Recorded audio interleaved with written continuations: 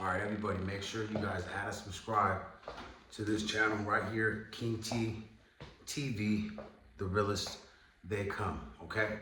So we got another exclusive real deal story coming right now. 1 second, you guys.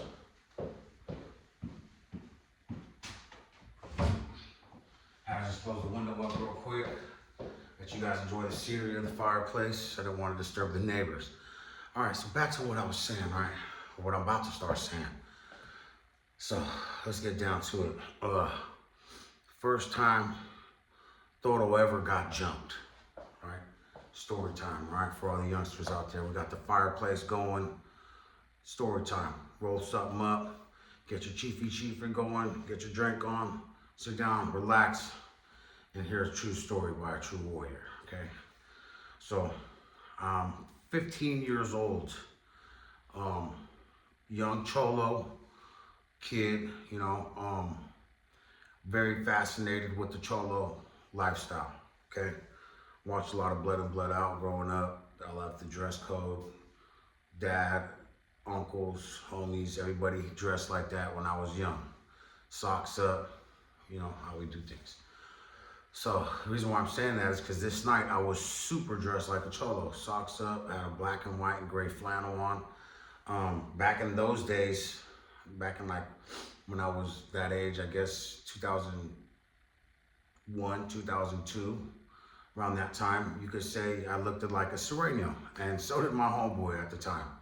My homeboy's name was Lazy, right? He was a norteño, but he was a straight Mexicano homeboy. Had the Mexican flags in his house, you know what I'm saying? Parents spoke nothing but Spanish. Like a paisano homeboy, but had a lot of corazon, you know what I'm saying? With the business, good homeboy, Anyways, later on what happened with him is that this is like our third or fourth time kicking it on the streets. I just met him in 9th grade. So as I just got to high school, I meet the homie there. He's listening to Dark Room Familia. He has red belt, liking the homie. He asked me like permission to go out with my sister, which I thought was really cool. Like, I like the homeboy, right? So we're kicking it this night. And it's me, him, and a couple homegirls. And we're all vibing, we're chilling. And we're in Solano County, right? And we're kicking it out there in Vacaville, 707, Central Park. We're at Sierra Molina's house. For anybody in Vacaville that's watching this, we're over there off of, in the Central, over there off of Shasta, okay? That's where she used to live over there. Kind of over there by Goose House over there, right? So we're over there chilling, and the homie's like, "Hey, bro, I'm about to go home." And I'm like, "Hey, bro, I feel like something's gonna happen. Let me walk with you, bro." Because, we were all just super, well, we weren't even had no red on, to keep it real. We were just both super choloed out. We probably looked like some essays, but we were both on some norteño gangbanging stuff, right? So I'm like, "Nah, homie, I don't feel like you should walk by yourself home." He was like, "All right, well, come on then." So for some reason, we're walking to his house, and sure enough, a car drives by us. They see us walking. Mind you, when I was 14 years old, 15 years old, I had no facial hair. I looked probably like I was 12 when I was 15. I looked like a super little kid. I was probably like this tall, and I'm really not that tall right now. You put me in a room with a whole bunch of other races of people, I'm like, damn. Around Mexican people and Asian people, I'm a standard average height, but around a lot of other people, white dudes, black dudes, Samoans, and a whole bunch of other big old tall races, I'm just a little short guy that'll whoop some ass in the room. But anyways, other than that, the reason why I'm saying this is because I was shorter and smaller at the time, right?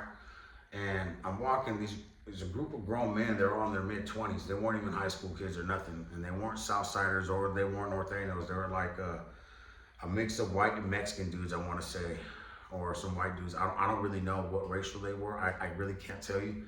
All I know is that they drove down, they said something to us. We said, "What's up?" And they turned around, they jumped out the car. They were all drunk. And this day I got severely beaten. I got my ass whooped this night.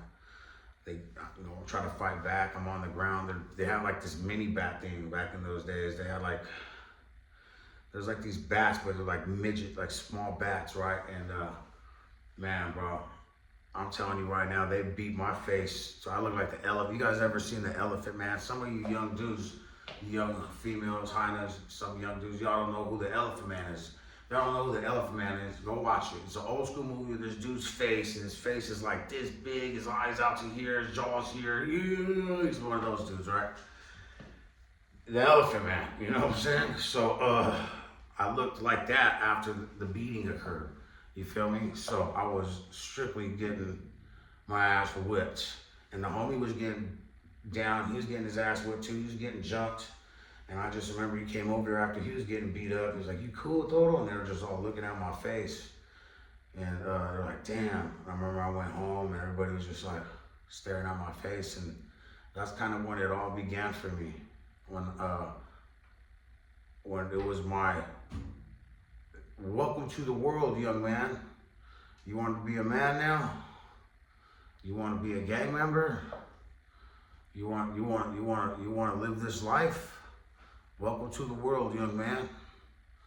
Because this is what's in store for you now. Shit like this. And I didn't know nothing. Mind you, this is all indoctrination from the people that raised me, of course, you know what I'm saying? Due to my parents and uncles and everything else, you know what I'm saying? I'm just going along with the flow of the family. If I would have had somebody coming down and saying, "Young man, you know, you can make $100,000 a year, you can have all the women, you can do a lot of good things with your life, you can just become a police officer or CO or something else," you know, I probably more than likely would have been like, "Yeah, let's ride, dude," especially if we would have took me under their wing. But that wasn't the case. I chose the gangbanging life, you know what I'm saying, because I wanted to be like people in my family and shit. And I remember back then I wanted to do a lot of people pleasing. I was young. I thought it was like everything was to impress the big homies. Everything I did, I had to, like, you know, make sure that I got the approval. Like the older homies, you know, were approved. My uncles, my dad, everybody, you know, who I thought. When I got older, I realized it was just, you know, you get played. It's manipulation. You get played out of this. You get played, man. You know. Luckily, for me, I have a lot of strong energy, and I'm a high energy person, you know. I went to boot camp, and that's when I realized I should have probably been in the Army, because I was leadership badge. I had the guide on, just a whole bunch of dope ass shit where I could have probably been like a sergeant general in the Army, you know what I'm saying? Like coming home with a pension, but you know, that's not what happened. What happened is now I'm a YouTuber, and I should be getting my first check here pretty soon. So I want you guys to add and subscribe and like. And I was just telling you guys a story about the first time I got jumped. Do I know why I got jumped that night? No. To this day, I don't know why. I kind of know why now. But I don't want to sound too crazy. But if I'm just walking down the street and I get targeted out of, you know, and I just boom, get jumped, it's probably more than likely the world giving me a message. But it was just an unfair message, if you can hear what I'm saying, because I was getting severely beaten badly, and I was really young. My nuts didn't even drop yet, man. You know what I'm saying? But hey, you know, you live and you learn. Life's about trial and error. You know, you try things out, and if there's an error, don't do it again. It's not smart. So you guys add, subscribe. I got more stories coming. Tonight I'm just chilling, smoking up, so I thought I'd just do a whole bunch of different videos and break them all down into one and give you guys a little piece of history over here along with the fireplace, you know what I'm saying, in the background, give you guys a smooth little vibe. So anyways, comment, add, like, subscribe, get the new songs, bump the new 49er fans out there, the new San Francisco Niner Gang song out by Big Toto, go check that out. And the Nothing But Dopeness EP and all the other dope ass songs by Big Toto, y'all go bump that shit, man. Holla.